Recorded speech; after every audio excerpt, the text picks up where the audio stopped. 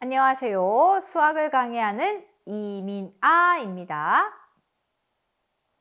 자, 우리 재미있게 퍼즐 문제를 한번 해봤는데 숫자로도 해보고 도형으로도 해보고, 자, 그러면 이렇게 도형 퍼즐을 하다 보니 여러분들이 뭔가 궁금증이 생기는 것들이 많지 않을까? 도형이 왜 등장했는지, 이 도형은 재미는 있는데 수학에서 어떤 용도로 사용이 되는지 이런 것들이 궁금할 것 같아요. 자, 이런 궁금증들을 오늘 한번 풀어보도록 할게요. 자, 우리가 고대의 수학을 기하학이라고 이야기한다고 했는데, 이 기하학이라는 거를 어원에 대해서 앞서 설명한 적이 있을 겁니다. 이 기하학이 실제로 도형만을 이야기하는 것은 아니고, 이 도형을 가지고 우리 생활 속의 문제로 이렇게 반영을 할 수 있는데, 오늘 우리가 해볼 내용은 닮음을 이용해서 우리가 생활 속 도형 문제를 풀어볼 겁니다. 그래서 우리가 실제 잴 수 없는 큰 산이라든지 피라미드의 높이라든지 이런 것들이 어떤 닮음의 성질을 가지고 해결을 할 수 있었는지 풀어보도록 할게요. 자, 그러면 우리가 문제만 풀어서는 이 도형의 의미를 알 수가 없는데, 여러분들이 도형이라고 한다면은 이 도형이 그냥 문제를 뭐 밑변 곱하기 높이 혹은 뭐 가로 세로 이렇게만 생각하는 것이 아니라 사실은 도형이 가지고 있는 철학적인 의미들도 많이 가지고 있습니다. 그래서 실제 과거의 논문에는 이 철학적인 내용을 담고 있는 저게 수학이 맞나? 라는 싶은 그런 내용들도 많이 있어요. 그래서 그런 내용들도 여러분들에게 이번 시간에 소개를 하고자 합니다.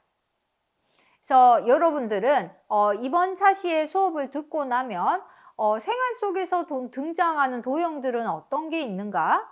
그리고 이 도형은 왜 이 도형을 써야 하는가? 그 이유를 설명할 수 있으면 좋겠고요. 그리고 기하학에서 얘기하는 이 기하학에 왜 기하학을 써야 하는가? 과거에 왜 기하학이 먼저 발전할 수밖에 없었는지 그것을 설명할 수 있으면 좋겠습니다. 물론 수학 문제도 풀어야겠죠. 그죠? 그래서 길이비, 넓이비, 부피비를 우리가 간단하게 생활 속의 문제로 한번 풀어볼 수 있도록 할게요. 자, 오늘 뭔가 할 게 되게 많은 것 같은데요. 여러분들이 저만 따라오시면 쉽게 하실 수 있을 거라고 생각이 듭니다. 자, 저만 믿고 따라옵시다. 자, 화이팅입니다.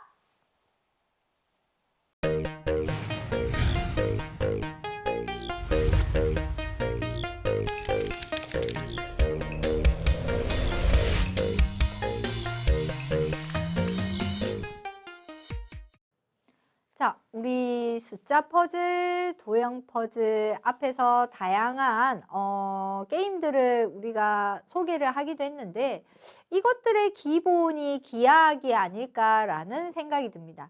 앞서서 기하학에 대한 설명을 우리가 한번 한 적이 있는데요. 뭐 이집트 문명에 대한 이야기를 하면서도 기하학에 대한 이야기를 했던 것 같습니다.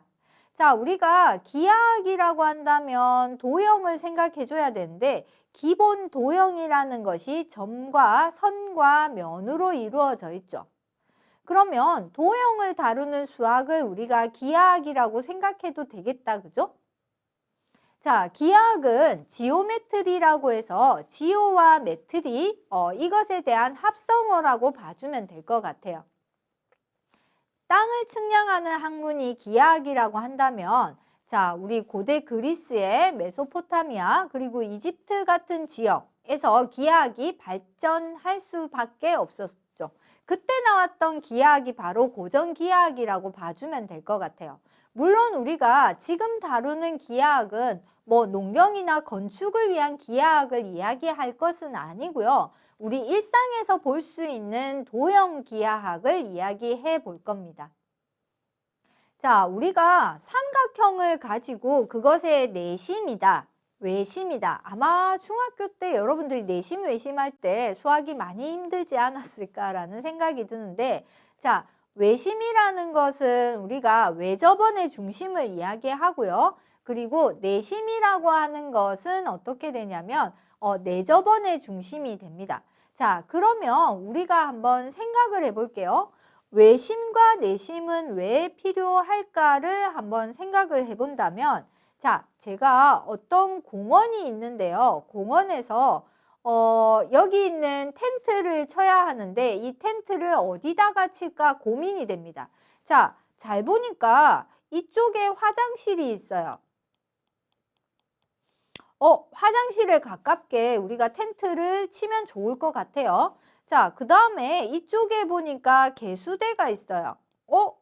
개수대에도 가까우면 좋겠습니다. 그러면 이 둘의 중간 지점인 여기다가 우리가 텐트를 치면 좋겠는데, 문제는 이것 이외에 또 편의점이 하나 있는 거예요. 자, 저는 많이 먹어야 되기 때문에 무조건 편의점 근처로 가겠습니다. 이러지 말고 여러분들이 화장실, 개수대와 그 다음에 편의점, 이것에 적당한 가까운 곳에 내가 텐트를 치고 싶다 라고 한다면 여러분들은 어떻게 하면 되냐면, 화장실과 개수대와 편의점을 이어준 이 삼각형을 만들어 주고요. 이것에 외접하는 원을 찾아봅니다. 이 삼각형의 바깥에 외접하는 원을 찾아보는 거죠. 그런 다음에 이 외접원의 중심을 찾아보면요. 자, 이 외접원의 중심은 당연히 이게 원의 중심이 되기 때문에 이것은 반지름이 돼서 길이가 다 같겠죠. 자, 그러면 지금 여기 있는 제가 동그라미를 크게 그려보고 있는 이 지점에다가 여러분들이 무엇을 설치하면 되나요? 그렇죠. 텐트를 설치하면 됩니다. 그러면 나는 화장실하고도 가깝고 개수대하고도 가깝고 편의점하고도 가까운 같은 위치에 있는 곳에 이제 텐트를 짓게 된 거죠. 자, 그러면 내심은 어떻게 할 수 있을까라고 생각하면 우리가 삼각형의 내접원의 중심을 우리가 내심이라고 이야기를 하는데 언제 사용할 수 있을까 우리가 한번 보면, 자, 이렇게 생각해 볼까요? 선생님이 저보고 시계 만들라고 시계 만들어 봐 라고 하면서 이상한 삼각형을 하나 주셨어요. 시계 모양이 이렇게 생겼대. 그런데 여기다가 시계를 만들어야 되는데 그러려면은 시침하고 분침이 이렇게 보이는 원이 필요하거든요. 그러면 시침과 분침을 어디다가 우리가 중심을 잡아줘야지 얘네들이 째깍째깍 움직일까를 살펴보면 이 원에 뭐를 찾아주면 되냐면요. 이 원에 내접원을 이렇게 찾아줍니다. 내접원을 찾고 이것의 중심을 찾으면 이게 바로 이제 뭐가 되냐면 내심이라는 것이 되는데, 이 내심에다가 시계바늘의 중심이 되는 이런 애들을 달아주면 되겠죠. 자, 이렇게 우리가 내심을 사용하기도 하고요. 그 다음에 도로가 있는데 이 세 도로에 대해서 그 가운데다가 소방서를 만들려고 할 때 이 세 도로와 같은 거리에 있는 접근성이 가장 좋은 소방서는 어디다가 우리가 지어야 할까 고민해 보자고요. 자, 그러면 여기 도로가 있고요. 그 다음에 이쪽에도 도로가 있어요. 그 다음에 여기도 도로가 있는 거죠.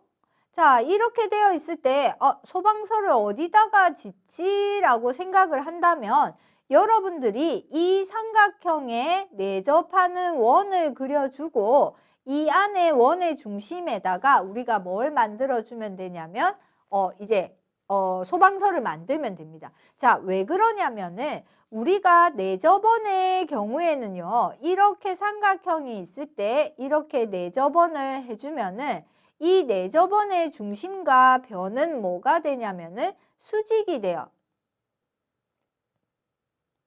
그러니까 당연히 여기와 이 도로하고의 거리가 어떻게 됩니까? 다 같아지기 때문에 반지름으로 우리가 가장 합리적인 위치에 소방서가 들어서게 된다라는 것을 알 수 있죠. 자, 이렇게 우리가 내심과 외심을 찾아서 우리가 생활에서 사용을 하고 있거든요. 자, 우리 앞 시간에 네모의 꿈에 대해서 얘기했는데 노래를 해야 되나요? 노래를 해야 되나? 차마 노래는 못하겠고 여러분들 네모의 꿈 노래 한번 검색해서 꼭 들어보세요. 자, 우리가 일상에서 드러나는 건물들이 다 사각형인데 내부 공간을 정리하는 가구들도 다 사각형입니다. 이렇게 하트 모양으로 생기면 되게 예쁠 것 같은데 자, 이거는 정말 비효율적이에요. 자, 우리가 각을 가지고 있는 물건들이 들어갈 때 가장 공간 활용도가 높은 것이 바로 직사각형, 육면체 모양일 때거든요. 자, 우리가 건물을 만약에 삼각형 모양으로 짓는다라고 한다면 둘레 길이에 비해서 넓이가 비좁아져서 생활하기가 불편할 겁니다. 삼각형 모양이 되면 갈수록 공간이 좁아지는데 모양은 예쁠지 모르지만은 그 공간에 대한 활용도가 너무 떨어지잖아요. 자, 그러면 둘레의 길이에 비해서 넓이를 최대로 하고 싶다면 원이라는 도형이 있지만은 이 원을 만약에 내가 건물을 원으로 막 만드는 거예요. 둥그렇게. 하지만 이거는 넓이는 우리가 아주 넓게 쓸 수 있지만은 주변에 빈틈이 많이 생겨버리죠. 그러니까 이쪽 공간은 활용이 잘 돼요. 근데 원이 이렇게 생기고 나서 나머지 공간들이 활용도가 떨어지는 거죠. 이렇게 비스듬히 가면 여기는 뭐 했을 거야. 그죠? 그래서 주변에 빈틈이 많이 생겨서 비효율적입니다. 그래서 우리가 건물들의 경우에는 육면체 모양의 건물들이 대부분이고요. 자, 우리가 사각형을 살펴보자면 내 카드도 사각형이고 종이도 사각형이고 노트도 사각형이고 심지어 내 필통도 사각형이네. 자, 우리가 A4지 같은 경우에는 가로 세로의 길이가 297mm 곱하기 210mm인데 이거는 그냥 우리가 단순하게 300mm와 200mm라고 생각을 해보죠. 숫자가 복잡하면 계산이 힘드니까. 자, 300mm, 200mm라고 생각하면 대충의 비가 1.414 대 1이 됩니다. 어디서 1.414 많이 들어본 것 같은데 혹시 루트를 기억하는 친구들은 이 숫자가 좀 익숙할 것 같은데요. 자, 어쨌든 비가 이러하다는 얘기죠. 가로 세로의 비가. 자, 그런데 황금비라는 것이 있는데 황금비는 1.618 대 1입니다. 혹시 여러분들 중에 술 마시면서 황금비로 뭐 술을 뭐 이렇게 섞어보자 뭐 이런 얘기를 하는 친구들이 있을 줄 모르겠네. 자, 황금비로 술을 섞다가는 죽어버립니다. 자, 왜냐하면 소주를 1로 하고 맥주를 1.618로 할 거야? 아니면은 맥주를 1로 하고 소주를 1.618로 할 거야? 여기 나와 있는 이거는 뭐를 하든 간에 술이 너무 독해져 버리죠. 그래서 여러분들이 생각하는 황금비라는 것이 보기 좋고 먹기 좋은 거를 황금비라고 이야기를 하기도 하지만 수학에서 얘기하는 황금비의 경우는 비가 1.618 대 1을 황금비라고 이야기를 합니다. 그런데 우리가 A4GB 같은 경우에는 1대 1.414라고 했는데 1.414는 루트 2의 값과 거의 비슷하죠. 그래서 우리가 여기 나오는 이 A4의 경우에는 황금비라는 표현을 하기도 하고요. 루트를 설명할 때 A4를 설명하기도 합니다. 자, 우리가 A4와 B4를 생각해 주면은 이 종이는 두 개가 닮음이거든요. 자, 닮음이라고 할 때 우리가 여기 나오는 것이 이것이 A4고 여기 나오는 것이 B4라고 합시다. 자, 얘네들이 닮음이라고 한다면은 길이비와 그리고 넓이비가 등장을 하겠죠. 자, 만약에 여기 있는 것이 닮음인데 얘는 1대 여기 나오는 것이 루트 2라고 해보죠. 자, 그러면 여기 나와 있는 것의 길이가 만약에 3이라면 이것의 길이는 뭐가 되냐면 3루트 2가 되는 거죠. 자, 왜냐하면 1대 루트 2이기 때문에 길이 b가 이렇게 3을 곱해준 이런 모양이라 했을 때, 자, 이거 넓이 한번 구해볼까요? 이것의 넓이는 뭐가 되냐면 1 곱하기 루트 2가 돼서 계산을 해보면 루트 2가 나오고요. 얘는 3 곱하기 3 루트 2가 돼서 얘는 뭐가 되냐면 9 루트 2가 나옵니다. 결국 길이 b는 어떠했냐면 길이 b는 우리가 알고 있는 1대 3이었다고 한다면 여기서 보니까 넓이 b는 뭐가 되냐면 넓이 b는 1대 9가 된다는 것을 알 수 있죠. 자, 길이 b가 나왔고요. 넓이 b가 나왔는데 두 개의 어떤 여러분들이 관계를 잘 알 수 있으면 좋겠네요. 자, 제가 정리를 해드릴게요. 자, 길이 b가 예를 들어서 A 대 B라고 한다면 이제 넓이 b는 여러분들이 어떻게 알면 되냐면요. A 제곱 대 B 제곱. 그 다음에 부피 b는 어떻게 되나요? 라고 했을 때 3차원이 되기 때문에 A 세제곱 대 B 세제곱이 됩니다. 그래서 길이 b, 넓이 b, 부피 b를 여러분들이 지수에 오는 숫자들로 기억을 해주면 되겠다. 그죠? 수박 고르기를 한번 해볼 텐데 여러분들이 한번 선택해 볼래요? 반지름이 10인 수박은 1만 원이고 반지름이 20인 수박은 가격이 2만 원이래요. 그러면 반지름이 10인 수박을 2개 사는 것과 반지름이 20인 수박을 하나 사는 것 중에 어느 것이 더 현명한 판단일까? 현명한 선택일까? 여러분들이 한번 생각해 봅시다. 자, 일단은 수박이라는 것은 부피가 크면 클수록 먹을 게 많을 것 같다. 그죠? 그래서 우리가 수박을 짜잔. 얘는 사과줄. 그죠? 배 같기도 하고 수박입니다. 그죠? 자, 수박인데 얘는 반지름이 10이고 얘는 반지름이 20이기 때문에 길이 b를 비교해 본다면은 작은 수박 대 큰 수박은 1대 2가 되죠. 자, 근데 이것의 부피 b는 뭐가 되냐면요. 1의 세제곱 대 2의 세제곱이 돼서 얘는 1대 8이 됩니다. 그러면 작은 수박이 1만큼 먹어질 때 여기 나오는 큰 수박은 8만큼 먹을 수 있다라는 이야기가 되거든요. 결국 무슨 말이냐면 여기 있는 큰 수박은 작은 수박 몇 개 있는 것과 같다? 8개 있는 것과 같다라는 거죠. 자, 그렇게 따지면은 우리는 뭘 사는 것이 유리하다? 8개 있는 거 사는 게 유리하죠. 8개 있는 게. 왜냐면 얘가 1만 원이고 얘는 2만 원이라고 했거든요. 근데 1만 원짜리가 8개 있으면 8만 원인데 여기는 큰 수박이 지금 얼마나 했냐면 2만 원이라 했기 때문에 여기는 반지름이 20인 수박을 사는 게 맞죠. 자, 똑똑한 사람들은 큰 수박 샀을 거야. 그죠? 자, 우리가 도형 중에서 원은 어떤 효율성을 가지고 있는지 한번 생각을 해봅시다. 자, 여러분들 혹시 음료를 마시면서 왜 이 드링크제 여기 알루미늄 캔은 원기둥 모양으로 생겼을까를 한번 생각해 본 적이 있을지 모르겠네요. 바닥이 사각형이 아니고 왜 원이지? 라고 생각을 해보자면은 같은 건널비를 가지고 가장 많은 액체를 담을 수 있는 도형을 찾다 보니 원기둥이 된 거죠. 아, 사실은 원기둥 말고 구가 더 많이 들어가요. 근데 여러분들이 음료수를 마실 때 구를 들고 이렇게 마실 수는 없잖아. 그죠? 구를 들고 이렇게 마시면 먹다가 바닥에 놔도 막 굴러다닐 것 같기도 하고. 그리고 아까 제가 원의 경우는 어떻게 얘기했냐면 이 원 자체로는 공간 활용이 좋은데 이거를 담아서 갈 때는 주변 공간의 활용이 좋지 않다 했죠. 하지만 원기둥은 이렇게 톡톡톡 넣으면 되니까 박스로 했을 때 편리할 것 같아요. 그래서 구 말고 원기둥으로 해서 액체를 담고 있는 겁니다.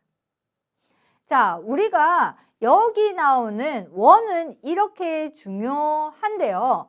자, 우리 사실은 이 수학에 대한 도형들이 발달한 나라들이 많이 있었습니다. 뭐 이집트도 있었고 바빌로니아도 있었고 많은 나라들이 있었는데 지금까지 나온 도형들은 보면요. 뭐하고 같이 발달이 됐냐면 수의 진법과 각도, 그 다음에 측량 기술과 함께 같이 발전을 했다고 할 수 있죠. 자, 우리가 이렇게 도형과 숫자들이 같이 발전을 하는데 이렇게 된 데는 날짜도 큰 역할을 한다고 했습니다. 1년을 360일로 보던 시기도 있었거든요. 왜냐하면 360도를 한 바퀴라고 생각하고 완벽한 하나라고 생각을 한다면 1년도 이렇게 돌아가는 걸로 봤을 때는 360일로 보는 게 맞다는 얘기죠. 원의 각도에 맞춰서 생각을 했다는 겁니다. 옛날에, 지금은 아니고. 자, 어쨌든 여러분들이 이제 생각하는 이 원이라는 거, 공간 활용이 참 잘 되는 도형입니다. 자, 사실 우리 빌 게이츠가 세운 마이크로소프트사에서 면접할 때 한 질문이 있거든요.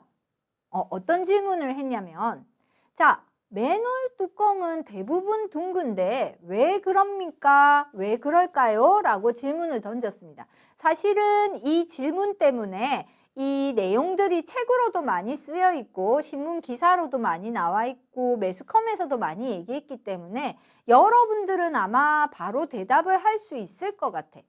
맨홀 뚜껑이 왜 대부분 둥근가요? 라고 했는데 거기서 여러분들이 이쁘니까 라고 얘기하면 탈락, 그죠? 원의 도형이 원의 성질을 이야기해 줘야죠. 맨홀 뚜껑은 왜 대부분 둥급니까? 라고 면접 때 물어봤어요. 자, 그러면 우리는 어떤 대답을 해야 하는가? 이제 한번 잘 생각을 해봅시다. 원이라는 것은 우리가 최소의 노력으로 최대의 넓이를 만들어낼 수 있는 것이기 때문에 공간 효율도가 넓습니다. 그래서 사람이 통과하는 입구를 만드는데 모서리가 있는 다각형보다는 원으로 되어 있는 것이 훨씬 효율적이다. 이렇게 얘기해도 되고요. 그리고 모퉁이가 있는 다각형의 경우에는 뾰족하게 생겼기 때문에 이것이 잘못해서 들려 있을 때 자동차가 지나가다가 타이어가 찢어질 수 있는 사고가 생길 수 있거든요. 하지만 맨홀 뚜껑이 동그랗다면은 이것이 약간 들려 있다고 해도 타이어가 찢어지거나 하지는 않습니다. 그런 이유로 둥글다. 또는 둥근 뚜껑의 경우에는 운반하기가 편하다. 굴리면 되니까, 그죠? 자, 그리고 둥근 뚜껑의 경우에는 각이 있는 제품보다 만들기가 편리하다라고 합니다. 자, 그리고 하나 더요. 우리가 모서리가 뾰족하고 나와 있으면 이 부분이 마모가 일어나기 쉽고 깨지기도 쉽잖아요. 모서리가 없는 둥근 경우에는 손상이 덜 된다. 그리고 둥근 뚜껑은 우리가 가로, 세로가 없는 지름을 가지고 있기 때문에 이게 아래로 뽕 하고 빠지지가 않아요. 하지만 사각형의 경우에는 대각선의 길이가 길기 때문에 아래로 떨어지면 위험할 수 있죠. 원은 그런 위험이 없다는 거죠. 이 6가지를 다 얘기했으면 합격인데, 자, 어쨌든 원의 특징입니다. 자, 그러면 우리가 원이 생활에 어떻게 편리한지, 그 다음에 사각형은 어떻게 편리한지를 보았는데 사실 이 도형이 가지고 있는 철학적인 의미도 있거든요. 정사각형은 사실 평등을 뜻합니다. 그래서 우리가 바둑이라든지 체스판을 보면은 정사각형으로 되어 있고요. 상대와 내가 1대1로 대등하게 경기를 펼칠 때 정사각형이 가지는 의미는 평등이라는 얘기죠. 또 하나는요. 두 사람이 가지는 평등이 아니라 다수가 가지는 평등을 이야기할 때 상석이 없고 하석이 없는 원의 경우에는 평등을 의미합니다. 어느 곳에 앉더라도 그 위치가 특별하지는 않거든요. 그래서 우리가 원탁의 기사라고 해서 기사들이 모여서 회의를 할 때 원탁 모양에 둘러서 서로 평등을 의미하는 거죠. 자, 별 모양도 있는데요. 별 모양의 경우에는 주술적 의미가 있는데 제가 지금 별을 한번 그려볼 텐데 별을 그릴 때요. 여러분들이 이런 모양으로 그려주면은 이거는 윗부분이 올라오고 머리라고 얘기를 하고 얘네들은 팔이라고 얘기하고 얘는 다리라고 얘기합니다. 거짓말. 그렇게 얘기할 것 같은데 아니 정말 책에 적혀 있어요. 그래서 여러분들이 그 스폰지밥에 나오는 뚱이 생각하면 됩니까?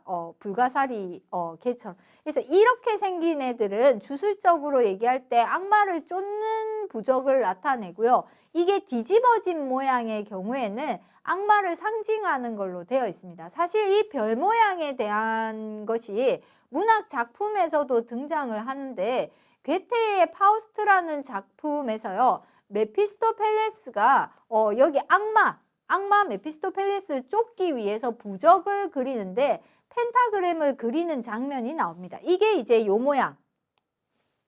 별 모양이 위쪽이 머리가 오게 그리는 장면이 나오는데 이거를 완성하지 못해서 악마가 찾아온다라는 장면이 나오거든요. 자, 이렇게 도형에는 각각의 철학적인 의미를 가지고 있는 경우들도 많다는 거죠.